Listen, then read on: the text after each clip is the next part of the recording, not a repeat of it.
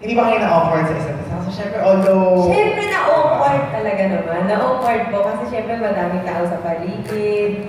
Tapos i-acting yun na natural lang.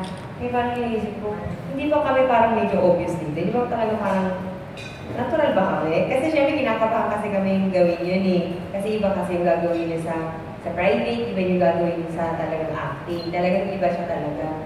Kaya parang lahat po sa akin, kaba, last question, okay ba kami? Mag-age na namin. Pero dahil po. Pero, paano kayo nagka-analyze sa isa't isa? Paano yung inalalayan sa isa't isa? Siguro inisip na lang namin na walang tao sa paligid na ginagawa lang namin is natural, is totoo. Talagang, wala naman akong pakialam sa mga paligid dyan. Bahala kayo dyan. Ganun. Ewan ito, paano mo siya as the guy?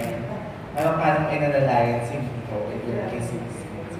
Ano yung inalalayan? English yan. Ay, oo nga. Ano yung sa iba yung English inalalayan?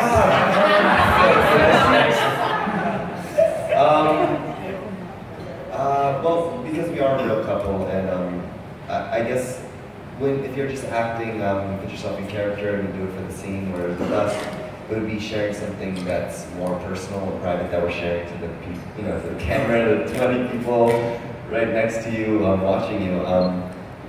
You just have to go for it, you know, and breathe, let your guard down, and you know, be in the scene. Act as if no one's there, you know. It's like when you're on stage and you have a stage fright. What you do is you picture everyone in their underwear, and it should help you get over it, right? That's the same thing. You just have to don't think about it, go for it, and enjoy it.